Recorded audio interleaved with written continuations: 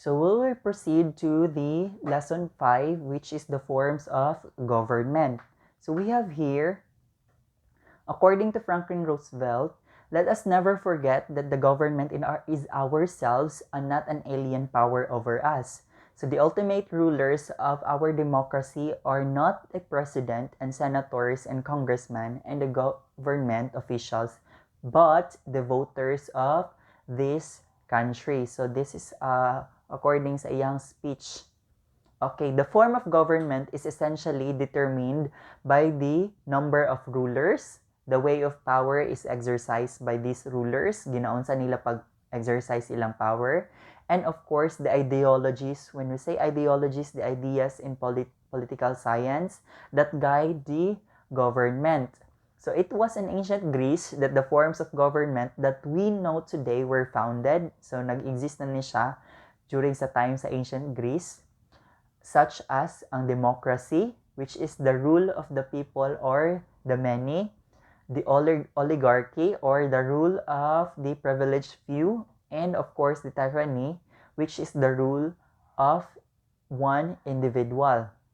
Okay, the history of mankind has shown that the government as the physical manifestation of political power in the society is also prone to dynamic changes in the society. So as time goes by, different political system, different rulers will also have dili sila pasabot nga the same power or form of government. Possible nga mag-change siya into different power or form of government depende sa nahitabuan na nga state. So this explain why government take different forms. Okay, at present, there are different terms being used to refer the different types of regimes like constitutional monarchy, guided democracy, or the communist rule, but they are basically under democracy, oligarchy, and tyranny. So it is interesting to note that Aristotle considered the three forms of government as examples of bad government. In politics, he included the good version of each form of bad government. Okay. Kingship or monarchy for Aristotle is good version of tyranny because the leader, ginarule niya ang people with wisdom and virtue. Unlike sa tyranny, there are where the leader is possessed with extreme desire to improve and empower himself rather than to promote welfare to his or her constituents. So, maunay kalahian. Ang aristocracy as the rule of privilege or few is seen by Aristotle as a good version of oligarchy because those who are in power belong to upper class, thus the assumption of virtue. So, the polity is the good version of democracy. While polity is essentially the same as democracy as it's the rule of people or kaning batas sa katawhan, in general, it stress, however, the involvement of middle class in ruling, which is its crucial character. So, dili lang ang upper class. Unlike sa oligarchy, upper class lang. Karon, dito sa democracy, include na niya ang middle class ruling. The middle class is important because, according kay Aristotle, sila ang naga-make up most sa society. Most of the people nga naa sa society is the middle class. Thus, they are represent the greater interest. So, sila man ang mas greater percentage in the society, ang middle class. So, sila ang nag-represent sa greater interest. So, that's according to Aristotle in democracy. So, there are other forms of government as follows. So, kani siya, a comparison lang ni siya. So, later on, we will discuss differently the forms of government. So, in monarchy to republic, both forms have an individual holding the power, as the head of state. So, naa sila'y mga power, naa sila'y mga individual nga nag-hold of power sa state. So, while monarchy is ruled by the king, ang monarchy, ginarule siya sa king, and of course, it is hereditary, ginapasa, gikan sa iyang ninuno hantod sa ilahang mga kaliwat lang gihapon. And ang republic is also usually ruled by the people through election. So that's the difference of monarchy versus republic. Ang monarchy, ginapasa lang ang ilang trono sa ilahang heredity or kinsa ang kanang sunod nila nga mumana. And while sa republic, ginarule siya sa tao base sa election. Okay. We have here autocracy versus democracy. When we say autocracy, ang power is held by a single and self-appointed ruler, and its absolute form of being dictatorship. So, yun na siya. While ang democracy, power resides with the people as they have the ability to select a leader and directly or indirectly involve themselves in politics and governance. When we say directly, so ikaw mismo pwede ka mudagan as a representative, as a government official. When we say indirectly in democracy, pasabot ana, you have the power to select a representative representing your own society, your own kining community. So kanang mga nag-elected mga officials para mo represent sa atua. Nag-elected mayors, nag-elected councilors, nag-electa og congressmen para naatay tingog dito sa national state. So that's what we called that's the difference of directly and indirectly involved themselves in terms of democracy. So we have here unitary state and federal state. When we say unitary state, it is the has a central government that holding power with capacity to delegate or take back authority and function to and from lower levels of the offices. So when we say federal state naman, na siya central government with the main function of uniting several self-governing state or regions. So the central government and federal state cannot duly interfere immediately alter the laws of the member states. So, example of this is America. So, they are federal states. So, yun ana siya. We have here theocracy. It is also another form of government that is composed the joint rule of church. When we say theocracy, theo means from the word theology and the state or domination of the state by the church. So, we will discuss further it later. So the Philippines is essentially democratic country. Throughout our history, however, only few individuals or the elites have been instrumental to the forging of the country's political character. Involvement of the middle class is not clearly manifested and any significant political agendas of the government. So there are other forms of government. We have here democracy, as what we have said. Democracy is the government by people. So that's what we call democracy. So constitutional democracy naman, as time goes by, na siya mga kanang naga-evolve ng mga other forms of kining government, it's because of kining globalization. Therefore, na siya it's actually democratic yapon siya, pero na siya kanang mga kalahian lang in terms of the constitution, in terms of the ruler, in terms of the power, the distribution of power. So in constitutional democracy, we have here a form of government in which a sovereign power of the people is spelled out in governing constitution. So guided sila sa constitution. So ginaspelled out siya or ginasulat siya dito sa constitution. Mao na ang constitutional democracy.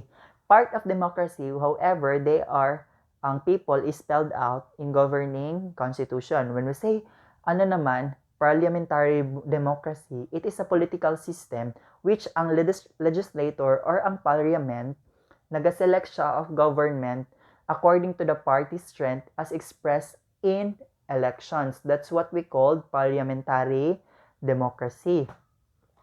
In monarchy naman, we have here undivided rule or absolute sovereignty by a single person. When we say undivided rule, wala siya'y katunga, meaning isa lang, absolute sovereignty. When we say absolute sovereignty, siya lang ang naay karapatan o siya lang ang isa lang katao ang naay kining power to hold, to rule a particular state. When we say naman constitutional monarchy, it is a form of government in which ang monarch or ang leader nila sa sa state is guided by what? Constitution, where his or her rights, ang duties niya o responsibilities is, I mean, are nakasulat siya, spelled out in written law or a particular custom. Kuha. Ang absolute monarchy naman, a form of government where the king and queen have the absolute power over the others. Okay. Ang sa absolute monarchy, may sa absolute monarchy, sila lang, ang king lang o queen, na lang sila lang ang na-absolute power to kining govern a particular state or a particular kingdom or a form of government. So, we have here dictatorship. When I say dictatorship, when I say dictatorship, it's a form of government in which ang ruler or a small clique wield absolute power. Ang the citizens do not possess the right to choose their own leaders. This is very good example during the martial law here in the Philippines during 1972, I guess, at time of Marcos. We na-change ato ang constitution here and the form of government into parliament and dictatorship form of government. So when we say parliamentary government naman, ang government in which members of an executive branch are na-nominate sila to their positions by legislator or parliament kato nagahimo og mga batas and are directly responsible for it. So sila ang provide og kanang sila ang nagadesisyon kung kinsa ang kung unsa or what type of or unsa ang mga pwede nato himuon aning particular state. So ang mga legislator. Ang parliamentary monarchy naman, a state headed by a monarch which is not actively involved in lawmaking. Ang government leadership is carried out by the parliament or the legislator. So kani siya, naa siya'y monarch, naa sila'y leader, pero dili siya actively involved in law making. It's a representation lang itself. It's naalan sila'y king, na sila'y queen, pero dili siya actively nagahimo siya sa or naga-participate siya into law making. That's what we call parliamentary monarchy. Dili siya pareha diri sa absolute monarchy nga kung unsa ilahang gusto sa king o queen, mao lang dapat ang masunod. Unsa ilang mga batas, maora pod siya. Pero diri sa parliamentary monarchy, naa sila'y mga parliaments or mga legislators nga nagahimo ani nga kining naga-involve ani in law making aside sa ilahang, dili naga-appeal ang ilahang monarch. Okay, we have here oligarchy. Kani siya, katong gidiscuss na ko ganina, it's few people lang siya and the control is exercised by small people to mga oligarch individuals whose authority is generally based on wealth and power. So katulad ng mga dato nga mga tao. So usually sa mga kaninga forms of government katong mga dagko na siya ga mga ekonomista na nga mga country good. So aristocracy, government by the nobility or upper class in which power is derived by how much money and property you possess. It's quite the same with oligarchy, pero ang aristocracy is how much money and property nga imuhang gina-possess. So pwede ka mahimong leader dira nga particular country kung dako ka og kining kwarta and property nga naa sa imuha. When we say anarchy naman, kani siya ang pinaka-crucial and pinaka-delikado nga form of government because it has the absence of government. Pasabot, walay kanang kuan, walay naga-rule sa ilaha. So, gynocracy, it's the government by women. Sa tanang babae lang ang mga naga-involved ana nga government. When I say hoplarchy, it's the government by the military. So, that's the term sa government nga gina-possess in a military way. So, hoplarchy. When I say ergotocracy naman, it's the government by the workers or the katong mga working class. So, ang mga tao diri are in power if they are the ones who do the most work in creating goods. So, kinsa tong pinakadaghan or pinaka-efficient o effective sa trabaho in creating goods, sila tong they have these more powers. Okay. Ecclesiastical, kanina government or form of government is administered by a church.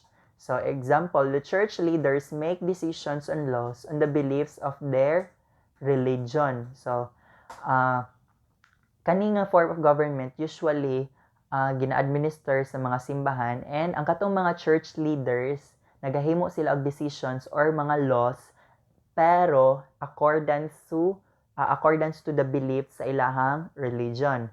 We say meritocracy naman, merit. So pasabot sa merit, you are acknowledged by your nindot nga nabuhat. So government by the most skilled and talented. So leaders are chosen because they have demonstrated that they are the best at something. So if you have excelled on something or naa kay mga napatunayan ana nga state or na country, so possible if ang inyong form of government is meritocracy, you have the right to lead a particular state. Kay because it's the government man of the most skilled and talented. So next is republic. When we say republic, this is a form of government having a chief state who is not, dili siya monarch, pero sa atong modern term, usually it's the president. So, Philippines is a good example of a republican country. So, we are a republic country because our leader we called our leader as the president. So, communism. Communism is a system of government in which a state plans and controls the economy and a single often authoritarian party holds power. All goods are equally shared by the people.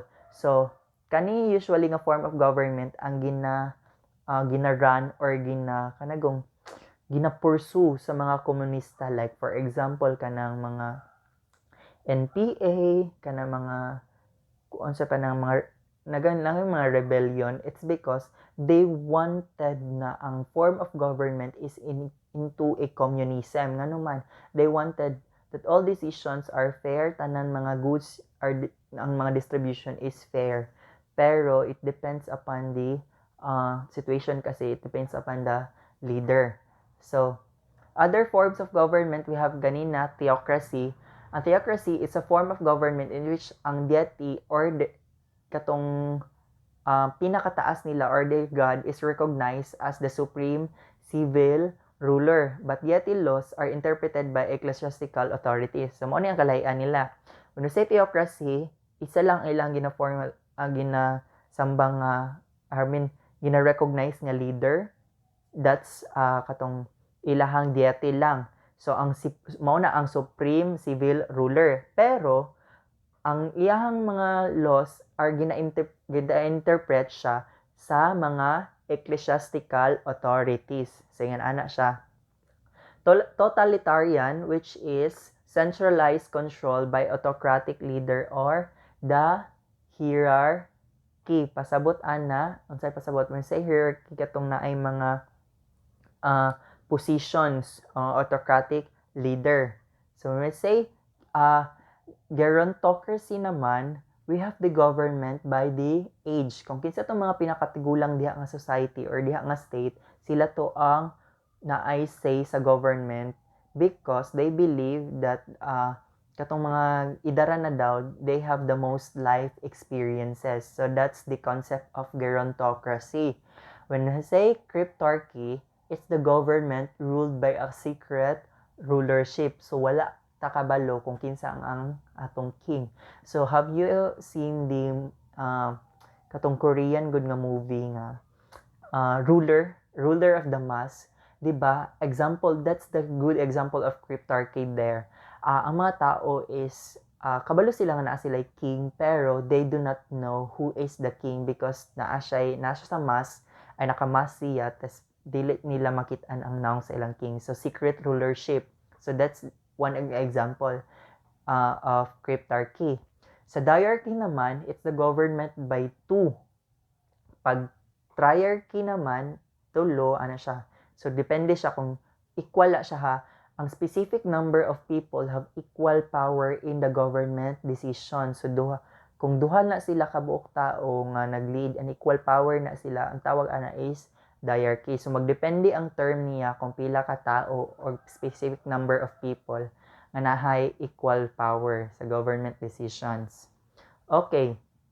We have here examples of countries and their form of government. So we have here China. Ang China is a communist party-led state. Ang France naman, it's semi-presidential republic.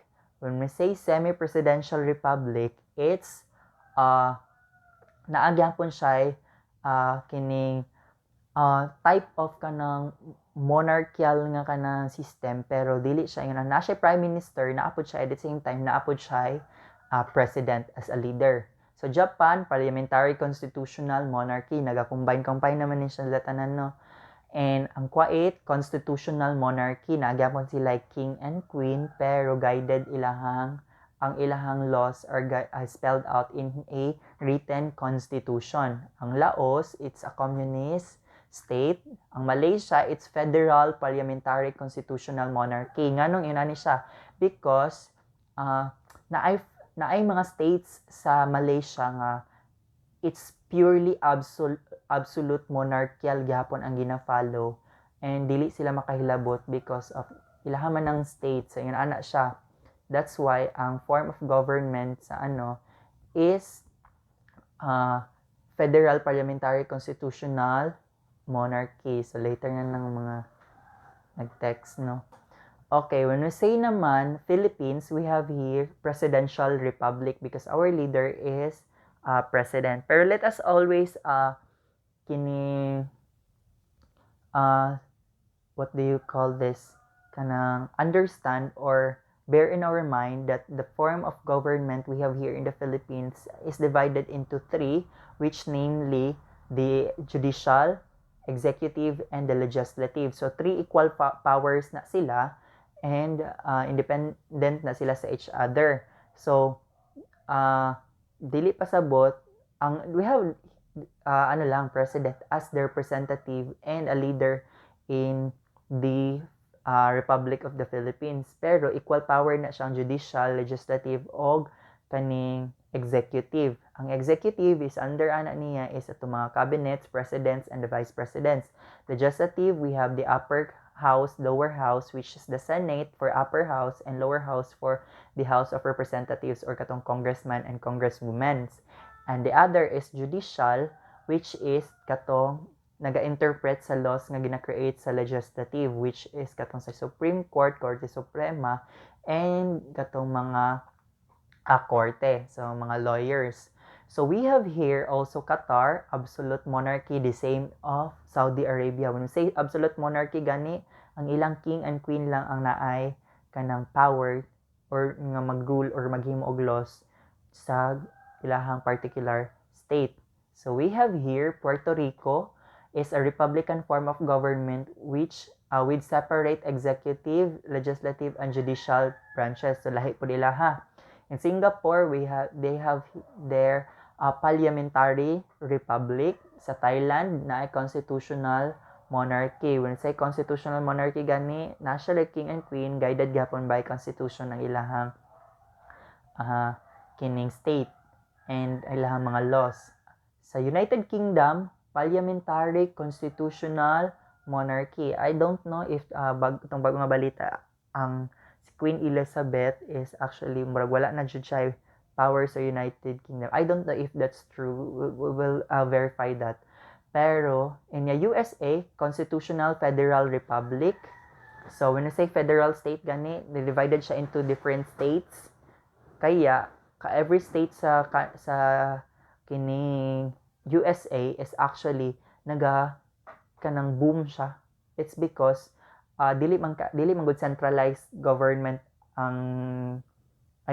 dili siya ang budget nila ba is dili siya automatic dito sa ilahang central, dili pa sa Philippines ba nga ang budget nato is diretso tanan siya NCR. Therefore ang NCR na ang mo-divide ana sa tanan para divide niya ang mga budget into regions. Kaya, gamay na lang ang mabalik. I guess 40% na lang, ang 60% sa National Capital Region. Kaya, ang National Capital Region lang ang kanang mas daghan og kanang buildings or infrastructures or sila lang ang murag kanang daghan og kwarta. It's because yun ana siya ang concept sa tua. Well, in federal state kasi divided lang siya murag, I guess ang 40 lang ang mga adto dito sa national katong ilang center, and ang 60 mapilin siya sa states. Kaya mao to ang gina-push, 'di ba, diri sa Philippines to make a federal state ang Philippines. Pero it's actually a long process kasi i-change pada ang constitution before na mahimo ng a form of government, because we have here in the Philippines Republican state, and we are following 1987 Philippine Constitution. So daghang process para ma-change ang constitution. We have katong pwede pa siya katong vote by the people, pwede po siya katong depende siya sa katong president, and depende po siya sa type of government and type of depende sa kanang people itself kung gusto sila i-change ang constitution. So in Vietnam, communist state. Ang North Korea, dictatorship of people's democracy, hereditary dictatorship. Ganong hereditary dictatorship man kay ipasa lang gyapon sila sa ilang kadugo ang ruler ay ang tawag ani ang rulership. So dili siya pwede ipasa sa lain nga tao, sa ilaha lang kadto hereditary, and also of course absolute monarchy ilang gina-follow. Kung nasay gani absolute monarchy, kato lang na siyang ang king or ang queen or ang leader nila is katong kuan lang siya lang tanan ang masunod ana, siya ang nagahimo sa batas. Kung unsay ang gusto mao na iya pwede buhaton ana nga particular country. Say South Korea naman, democratic republic with presidential system of government. So they follow democratic republic naman, and the same lang there sa Philippines because their leader also is presidential system of government. So I guess that's the end of our slide and discussion. So just study and prepare for the incoming exam. So bye everyone.